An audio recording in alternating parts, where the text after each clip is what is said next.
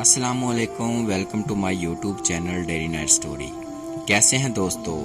امید کرتے ہیں آپ سب لوگ خیریت سے ہوں گے۔ دوستو، آج آپ کی خدمت میں حضرت جنید بغدادی رحمۃ اللہ تعالی علیہ کا واقعہ بیان کرنے جا رہے ہیں۔ دوستو، آپ سے ریکویسٹ ہے کہ اس واقعہ کو شروع سے لے کر آخر تک ضرور سنیے اور اپنا قیمتی فیڈ بیک ضرور دیجیے۔ آپ کی رائے ہمارے لیے بہت ہی اہم ہے۔ دوستو، اگر آپ ہمارے چینل پر نئے ہیں تو ہمارے چینل کو سبسکرائب کر لیں تاکہ آپ کو ہر نئی آنے والی ویڈیو کا نوٹیفیکیشن بھی مل سکے۔ جنید بغدادی محمد بن قواریری کے بیٹے تھے۔ دادا کے نام پر ہی ان کا نام رکھا گیا۔ کنیت ابو القاسم تھی۔ پیدائش کے متعلق اکثر مورخ آپ کا سن پیدائش تحریر ہی نہیں کرتے اور اس میں نامعلوم حد تک اختلاف ہے۔ ایک اندازے کے مطابق آپ کا سن پیدائش 215 ہجری بیان کیا جاتا ہے۔ آپ کے آباء و اجداد نہاوند کے رہنے والے تھے۔ آل ساسان کے دور حکومت میں اس شہر کو بڑی اہمیت حاصل تھی۔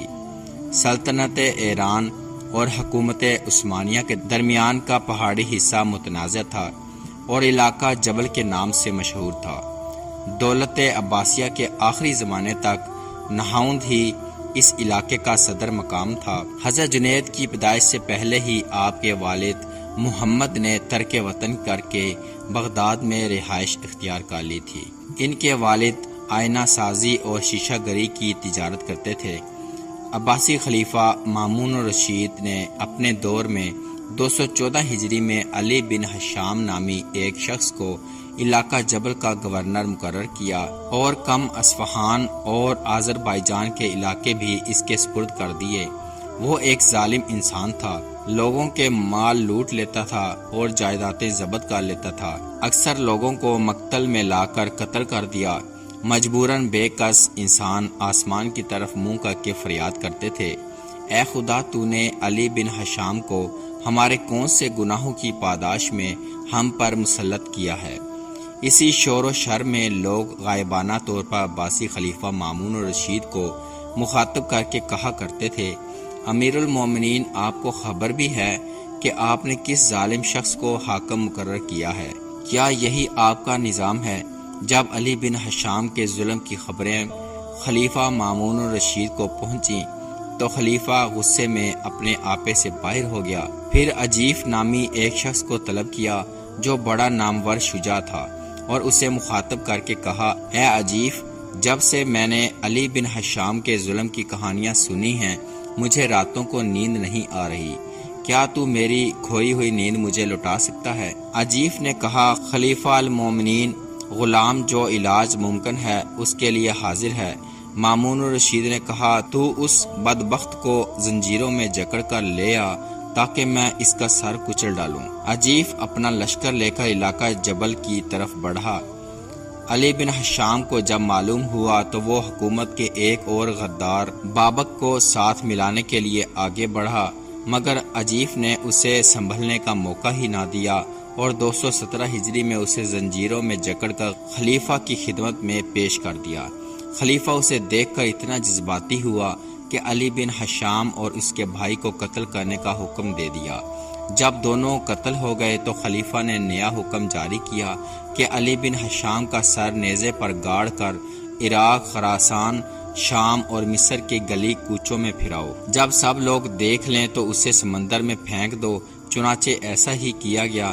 علی بن ہشام کا دور 214 ہجری سے 217 ہجری تک 4 سال پر محیط تھا۔ یہی وہ تکلیف دہ زمانہ تھا جب حضرت جنید بغدادی کے والد محمد روتے ہوئے نہاوند کو چھوڑ کر بغداد چلے گئے تھے اور یہیں بغداد میں جنید کی پیدائش ہوئی۔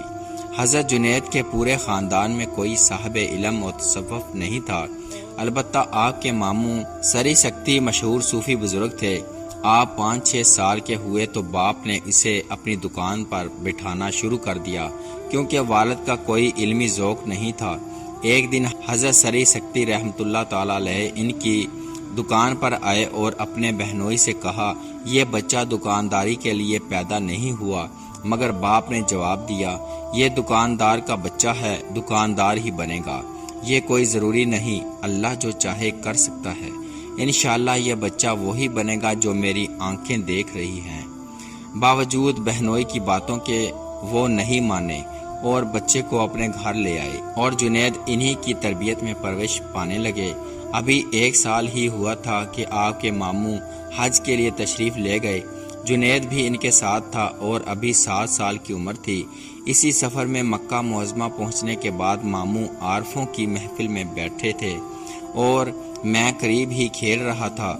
इनकी बात छिड़ गई कि शुक्र क्या है। हर एक ने अपना ख्याल जाहिर किया।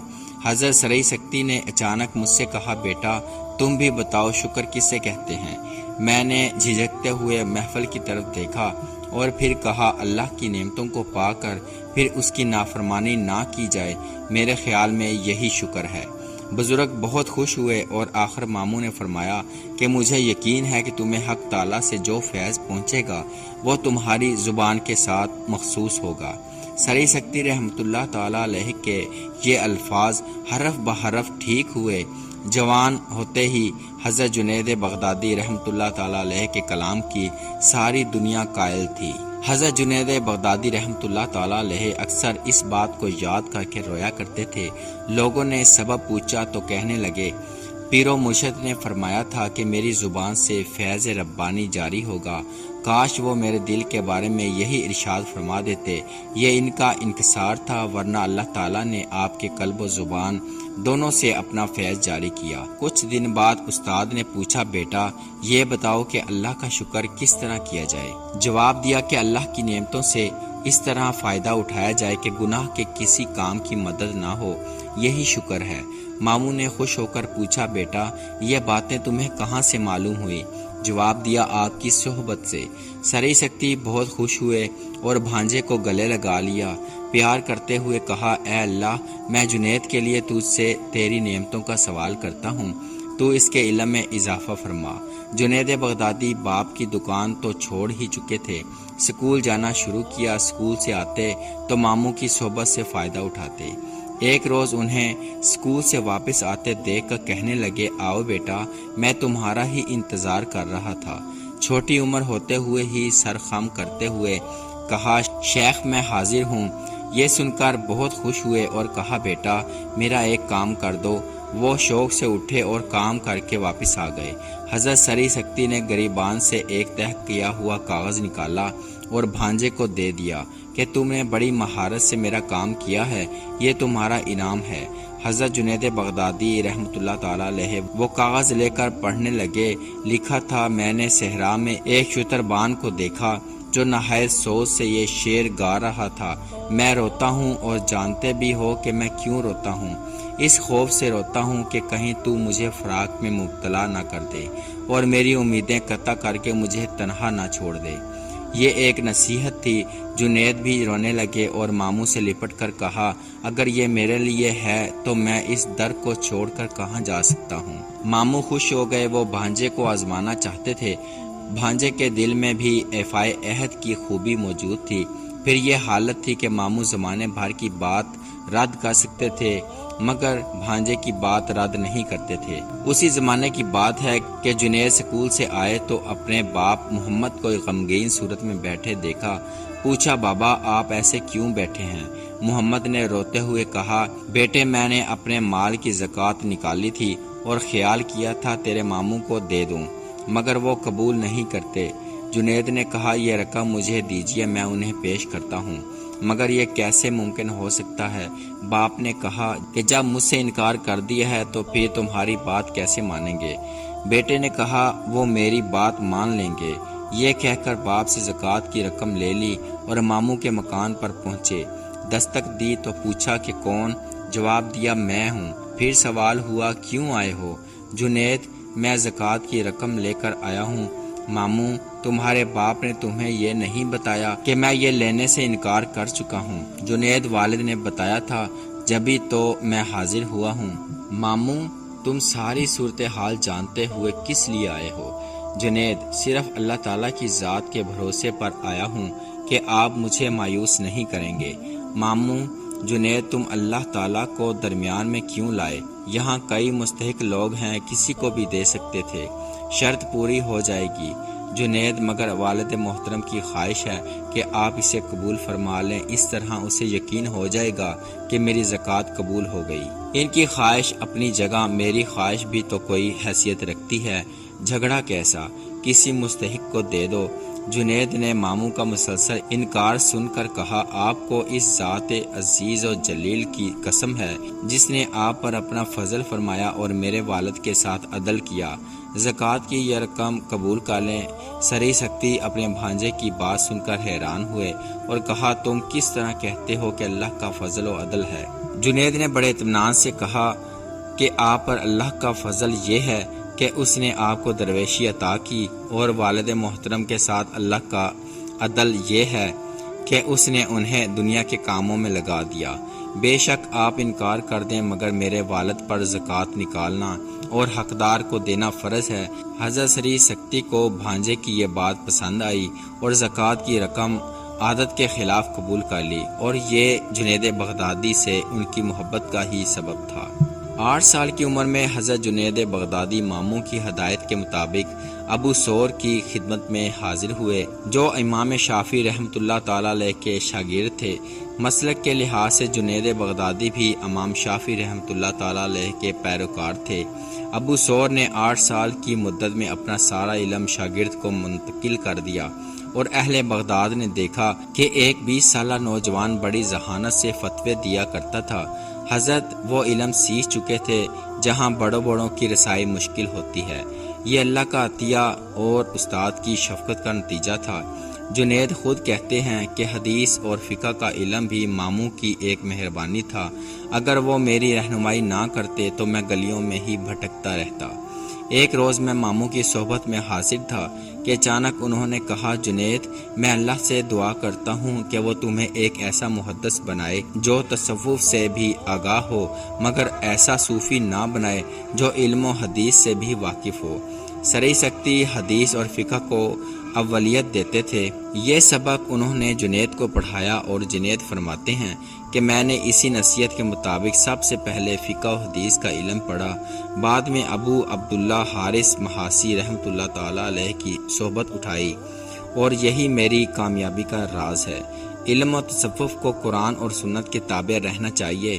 جس شخص نے تصوف کے کوچے میں قدم رکھنے سے پہلے قرآن نہ پڑھا ہو، حفظ نہ کیا ہو اور حدیث میں سند حاصل نہ کی ہو، اور دوسروں کی رہنمائی کا کوئی حق نہیں ہے۔ شیخ ابو عبداللہ حارث محاسبی کا وطن بصرہ تھا۔ آپ نے بغداد میں سکونت اختیار کر لی تھی اور علم و فضل، زہد و تقوی میں بہت بلند درجہ رکھتے تھے۔